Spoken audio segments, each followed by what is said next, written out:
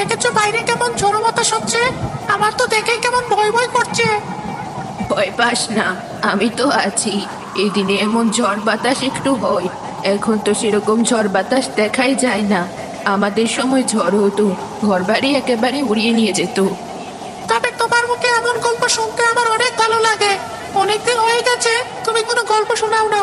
বাইরে বৃষ্টি হচ্ছে, এমন চুপ করে শুয়ে থাকলে আমার ভয় কমবে না। তার থেকে তুমি আমাকে একটা গল্প শোনাও, আমি শুনতে শুনতে ঘুমিয়ে যাই। গল্প শুনবি?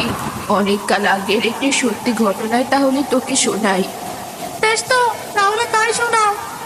অনেক দিন আগের কথা। পলাশনগর রাজ্যের রাজা ছিলেন খুবই সৎ, ধার্মিক এবং দয়ালু। অপরদিকে তার একমাত্র রাজকন্যা সুহাসিনী ছিল প্রচন্ড রাগী, জেদি এবং অহংকারী। তবে সে ছিল ভীষণ রূপসী। যার রূপের প্রশংসা করেনি এমন কেউ হয়তো সে রাজ্যে পাওয়া যাবে না। জন্মের পর তার মুখের সুন্দর হাসি রেখে রাজা তার নাম দিয়েছিলেন সুহাসিনী। সে একটু বড় হয়ে উঠতেই তার রূপ যেন আরো উপচে পড়তে শুরু করে। তাই তার রূপে মুগ্ধ হয়ে আশেপাশের অনেক রাজ্য থেকে বিবাহের প্রস্তাব আসতে শুরু করে।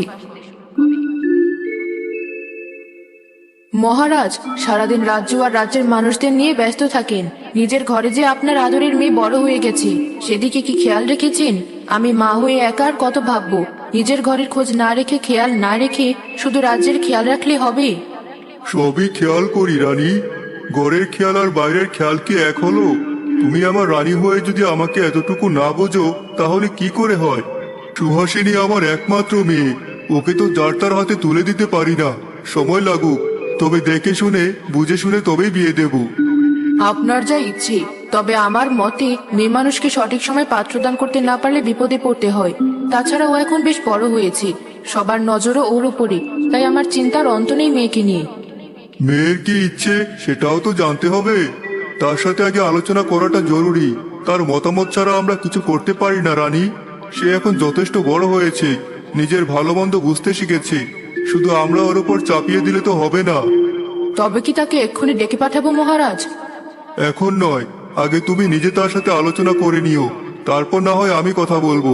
তুমি ওর মা, তাই তুমি খোলামেলা ভাবে কথা বলে নাও আগে। দরকার হলে দুটি কথা বলে বোঝাও তাকে, তারপর আমি কথা বলে নেব।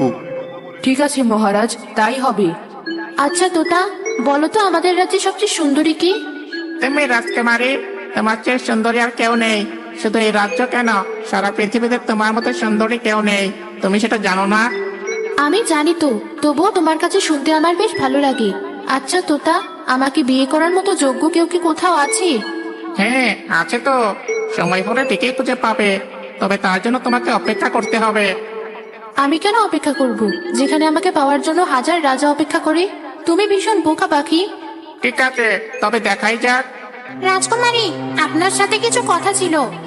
কি হয়েছে দাসী? গুপ্তচর খবর পাঠিয়েছি, পাশের রাজ্য খুব দ্রুত আমাদের রাজ্য আক্রমণ করবে। তাদের দাবি হয় রাজ্য ছাড়তে হবে, নয়তো আপনাকে সেই রাজার সাথে বিয়ে দিতে হবে। সেজন্য তারা যুদ্ধের সব প্রস্তুতি নিয়েছে। মগের মূল্যক নাকি যে চাইলে সব পাওয়া যায়? আমি নিজেই তবে যুদ্ধ করব। আমাকে তৈরি হতে সাহায্য করো দাসী। ঠিক আছে রাজকুমারী। মহর্ষি, কিছু একটা করো। এটা কেমন বিপদে পড়লাম বলো তো? হয় মেয়ে ছাড়তে হবে, নয়তো রাজ্য ছাড়তে হবে। এটা কেমন শর্ত? চিন্তা করবেন না মহারাজ, এই বিপদ সামলাবে আমাদের রাজকুমারী। কারণ আমি স্পষ্ট দেখতে পাচ্ছি এই জয় আমাদের রাজকুমারীর হাতে। তবে এই যুদ্ধের পর আমাদের অতি দ্রুত কিছু কাজ করতে হবে। আপাতত আগে এই বিপদ সামলানো যাক, পরে না হয় আমরা সেসব নিয়ে আলোচনা করব। আপনি ঠিক বলছেন তো মহর্ষি, কিন্তু আমার মেয়ে তো এখনো ছোট, এর আগে কখনো যুদ্ধ করেনি। ও কি করে এত সেনার সাথে যুদ্ধ জয়লাভ করবে? আমার ভীষণ ভয় করছে। আপনি চিন্তা করবেন না মহারাজ, সবকিছু ঠিক থাকবে। আপনি বরং সেনাপতিকে যুদ্ধের আয়োজন করতে বলুন। ঠিক আছে মহর্ষি।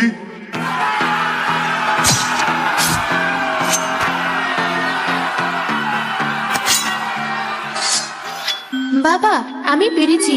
ওরা আমার কাছে মাথা নত করেছে, ওদের আমি হারিয়ে দিয়েছি।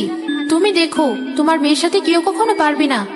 আমি জানি, কিন্তু তুমি এখন ক্লান্ত, তোমার বিশ্রাম প্রয়োজন। অন্দরমহলে গিয়ে বিশ্রাম নাও। আর তোমার মা তোমার জন্য চিন্তিত হয়ে অপেক্ষা করছেন, তার সাথে দেখা করো।